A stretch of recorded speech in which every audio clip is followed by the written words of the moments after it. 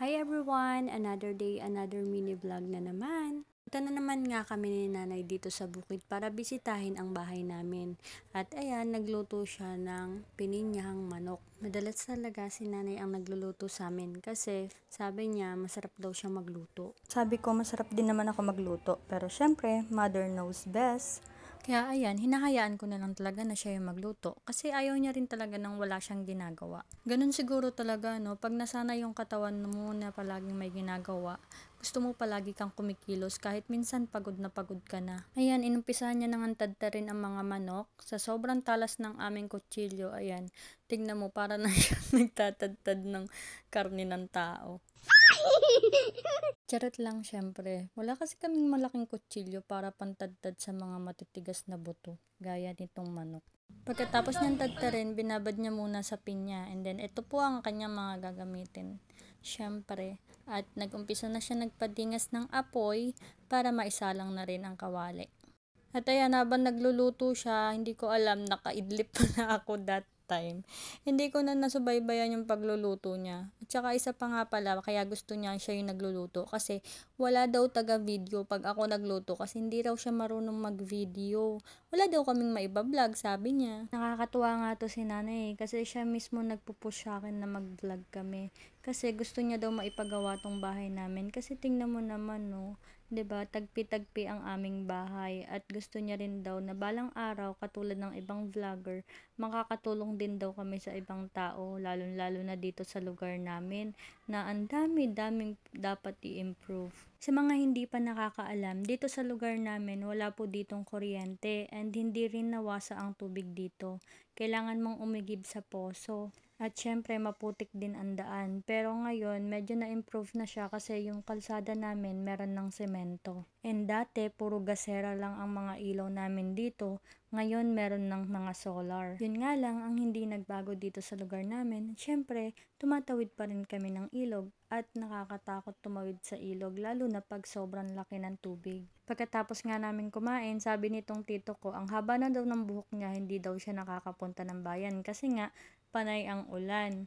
Kaya nga sabi ko sa kanya, ako na lang ang maggugupit sa kanya. Total marunong naman din ako maggupit kahit papano. We, marunong nga ba? O nagdudulong-dunungan lang?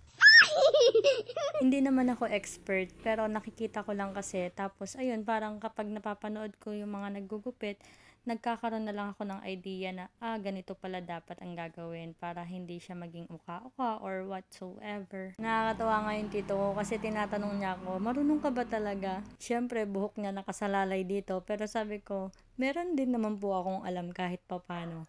Pwede nga. Pero ayan, napapayag ko na rin naman siya na magpagupit sa akin. Sabi niya, sige na nga para rin makatipid na ako at hindi na ako umuwi ng bayan para lang magpagupit. Then ayan, habang busy nga kami sa paggugupit sa kanya, si nanay naman nagwawalis ng mga kalat. And maya maya, bumuhos na rin ang ulan. Tapos madaling-madali kami pumasok. Hindi ko pa natatapos yung paggugupit ko sa kanya. Inabutan na kami ng ulan yan. Kaya ayan, nagligpit na kami ng mga gamit namin. Tapos inalala niya pa yung cellphone ko mababasa daw. Then habang umuulan, pinagpatuloy ko yung paggugupit ko sa kanya para matapos na rin. Then ayan, after ko magupitan siya, ito na yung kinalabasan. Tuwan-tuwa naman din siya, sabi niya, pogi niya na daw. O, 'di ba?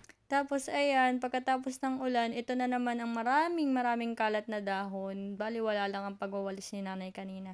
Tapos si nanay, ito, inasikaso niya na yung mga halaman niya. Then after nyan, umuwi na rin kami. Tapos kasabay namin yung kababata ko na si Bonbon. Naghahanap daw yun ng girlfriend, baka daw may mairereto ka sa kanya. Sumasabay talaga kami sa kanya para may taga-bitbit kami ng iba naming dala. Ayan, dito sa dinadaanan namin, lumalagpas dito yung ilog or sumasampa dito yung tubig sa ilog. Kaya ayan, ang dami-daming mga basurang naiiwan kapag bumaha. Kaano pa masahe? Nakalagay dyan, pwede na yan. Nakalagay na yan. Hi ka, hi. Hello, how are you? Fine, thank you very much. Para ka naglululumundag na ako. Namakis.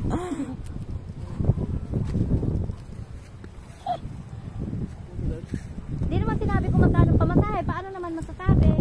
Ayan, pagdating namin dito sa may bangkaan, may pila pala. So, kailangan namin pumila kasi hindi naman kami kayang isakay ng isang biyahe ng bangka. Pero usually, kapag ganito kalaki yung ilog, 2 bangka yung bumabiyahe. Tapos ayan, umaura-aura muna ako kasi ang lakas-lakas ng hangin. Feeling ko, bagay na bagay sa akin yung hangin. Pero ayan, ang pangit ko pala kasi wala man lang ako kaayos-ayos. Then ayan, turn na namin para sumakay sa bangka. Siyempre, pag sumakay ka sa bangka, dapat dahan-dahan ka lang. And may minimum capacity lang sila para magpasakay ng tao. Halimbawa, parang 6 lang dapat yung pasahero, ganun. Tapos 2 yung bangkero. Matanggap ka ng lagay, ha? O, Nay, ano sinasabi? Tama na, yung unang malaki yung maraming saka. Then, ayan, dapat babiyahin na kami. Kaso, inantay muna namin na makatawid yung isang bangka para hindi sila magbabanggaan pag nasa gitna. Uy, bilisan nyo. Marunong ka sa bangkero, eh. Bato ba yun? Yeah. Oo nga. Bakit anong babaw pala dito? Ayun, na nakaalis na yung isang bangka dun sa pagdadaungan namin, tsaka na kami lumarga talaga. Basta ayun, umalis na kami, bumiyahin na kami, and ayan, malakas yung agos ng tubig, kaya yung bangka talagang umuuga siya, so kailangan mong kumapit kung hindi ka sanay, kasi matatakot ka, kasi nga umuuga yung bangka.